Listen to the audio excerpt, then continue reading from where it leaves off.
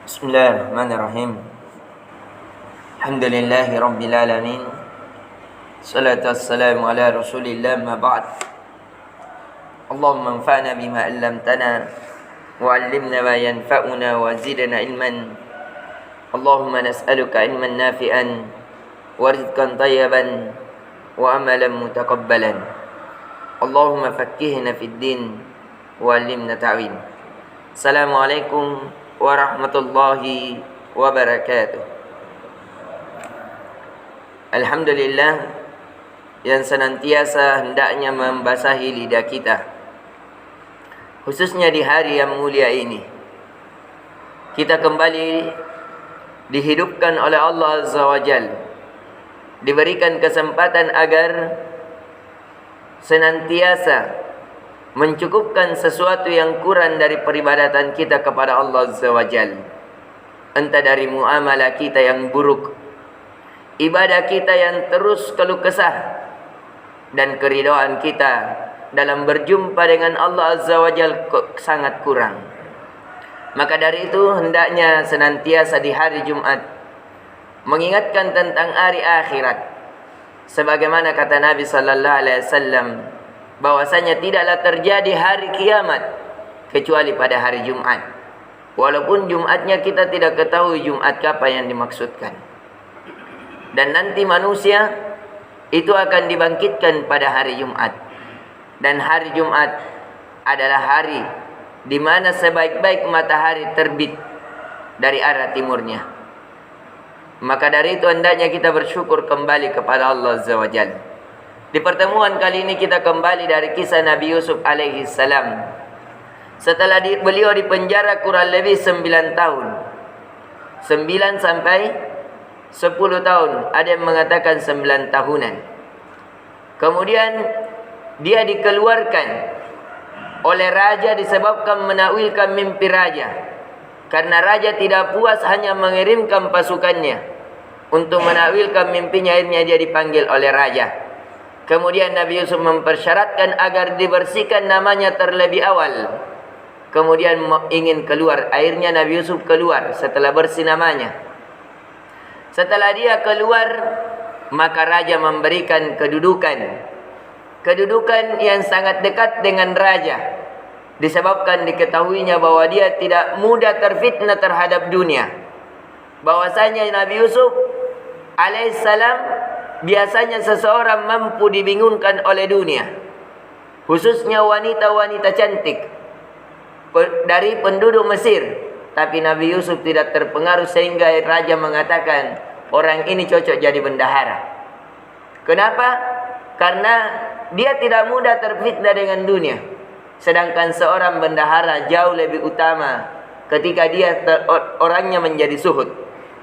Suhud itu adalah senantiasa menjaga amanah dan mengikatkan dirinya terhadap hari akhirat dan tidak terlalaikan oleh dunia.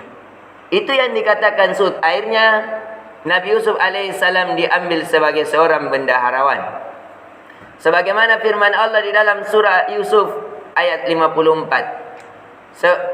Berkata raja, wa qala al-maliku tuni bihi astakhlisu li nafsi. Kata raja, datangkan itu Nabi Yusuf, saya akan berbicara langsung dengan diriku. Falamma kallamahu, ketika raja telah berbicara dengan Nabi Yusuf alaihi salam, qala innaka al-yawm ladaina makinun amin. Mulai dari hari ini sesungguhnya kamu memiliki kedudukan sebagai orang-orang yang terpercaya di sisi kami, kata raja. Maka disinilah Nabi Yusuf alaihi salam menjadi orang yang kedua dari Mesir. Ketika dia yang menjadi orang dua Mesir, maka ia visi misinya ingin menyeratakan. Karena dahulu di Mesir itu ada peribadatan Amun, penghinaan kepada Allah. Di dalam Mesir orang yang kaya menindas yang miskin, yang kuat mencaci maki yang lemah, dan adanya banyaknya permusuhan-permusuhan. Sehingga visi misi Nabi Yusuf alaihi salam, dan ini visi misi dari para nabi dan para rasul, yaitu bagaimana di muka bumi terjadi keadilan Terjadi peribadatan hanya kepada Allah, tidak kepada selainnya. Terjadi kesetaraan, kesejahteraan, dan itulah hakikat agama yang benar yang diturunkan dari langit. Sehingga Nabi Yusuf alaihissalam itu diberikan amanah untuk mengelola 7 tahun masa subur, untuk menghadapi 7 tahun masa paceklik. Pada masa paceklik, seluruh penjuru dunia yang di sekitar Mesir itu meminta tolong untuk membeli gandum, karena Nabi Yusuf ada gandumnya. Ada 7 menara besar di tempat penyimpanan gandum. Akhirnya semua orang, sampai-sampai mahalnya gandum itu seharga dengan harga rumah. Bayangkan. Jadi kalau orang sudah tidak memiliki harta untuk membeli gandum, itu pun gandumnya dibatasi. Tidak boleh seseorang membeli kecuali paling lamanya untuk kebutuhan 1 bulan. Kalau yang jauh kebutuhan 3 bulan. Kalau yang sangat jauh kebutuhan setahun. Nabi Yusuf tidak ingin melewatinya. Akan tetapi dari kisah Nabi Yusuf alaihissalam membedakan, kalau orang yang kaya maka harganya juga tinggi. Orang sederhana harganya sederhana. Orang miskin juga harganya seperti kualitas orang miskin. Dan kalau dia tidak memiliki harta, maka dia menjadi budak, dan budak ini menjadi tanggungan negara. Ini diantara kebijakan Nabi Yusuf alaihissalam. Bukan berarti ketika kita memiliki banyak sesuatu, yang miskin tidak kita perhatikan, yang hanya memiliki uang yang bisa membeli segalanya. Nabi Yusuf tidak demikian. Akhirnya pada suatu hari, karena 7 tahun masa paceklik, maka penduduk Mesir semuanya sudah tergadai oleh negara. Ini di hari ini kita belum tergadai, walaupun sulitnya pangan, sandan dan yang lain-lainnya dari kehidupan kita. Tapi kehidupan Nabi Yusuf alaihissalam, sampai-sampai orang kaya itu setara dengan para budak. Sampai-sampai surat rumah sudah tergadaikan. Sampai-sampai gembalaan itu sudah tergadaikan oleh raja. Ini semuanya untuk apa? Untuk membeli gandum. Karena yang mana yang lebih penting? Emas perak yang kita genggam atau gandum? Kalau emas perak yang kita genggam, kita tidak bisa makan. Tidak bisa, walaupun kita banyak uang, kalau tidak ada makanan, apa gunanya? Sehingga dia menjual semua harta-hartanya untuk membeli gandum. Maka kenalah juga dari tempat di mana tinggalnya bapa Nabi Yusuf alaihissalam, yaitu kota Kan'an.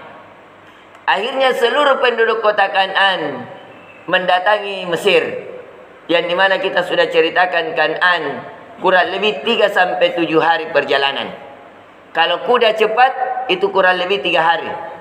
Tapi kalau dia bernaik unta karena lambat, itu bisa sampai 1 pekan. Sehingga datanglah keluarga Nabi Yusuf.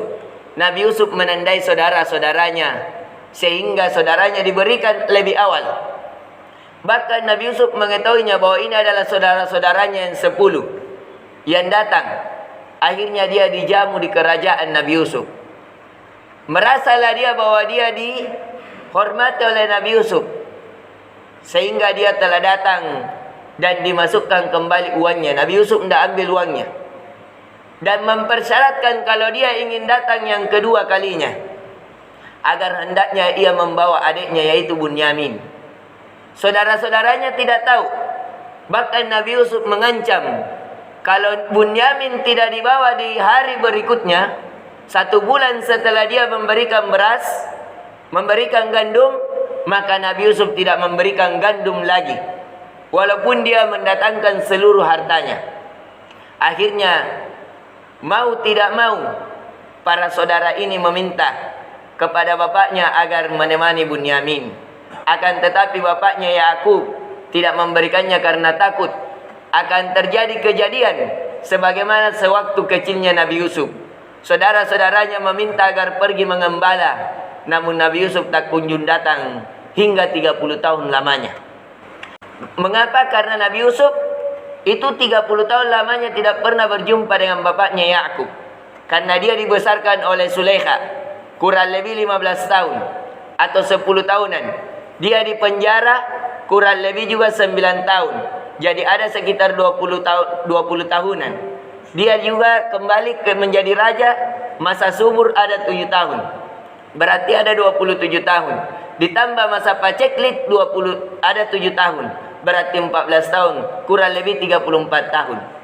Ini yang Nabi Yusuf tidak pernah berjumpa dengan bapaknya. Singkat cerita, akhirnya saudara Nabi Yusuf didatangkan. Ketika didatangkan, dimasukkanlah piala atau gelas emas di dalam bejananya dan menjadilah budak saudaranya Bunyamin. Di akhirnya karena Bunyamin jadi budak, bapaknya tidak bisa berpisah dengan Bunyamin. Akhirnya bapaknya diutus agar dia ke Mesir. Ini di akhir paceklik, setelah 7 tahun paceklik. Inti dari kisah cerita yang kita ceritakan, bahwasanya bapak Nabi Yusuf sudah sampai ke Mesir. Kita akan menceritakan di kisah selanjutnya tentang faedah-faedah. Ini cerita singkat saja yang kita singkatkan, bahwasanya bapak Nabi Yusuf itu bisa datang ke Mesir, bisa berjumpa kembali disebabkan masa paceklik yang menghampiri mereka, sehingga mereka ke Mesir dan akhirnya membawa saudara-saudara mereka. Insyaallah taala di pertemuan selanjutnya kita mengambil faedah-faedah yang Allah inginkan.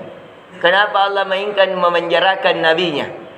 Kenapa Allah mengadakan musim paceklik dan selainnya? InsyaAllah ta'ala semoga kajian ini bermanfaat. Lebih dan kurangnya mohon dimaafkan. Subhanakallahumma bihamdik, asyhadu an la ilaha illa anta, astaghfiruka wa atubu ilaik. Assalamualaikum warahmatullahi wabarakatuh.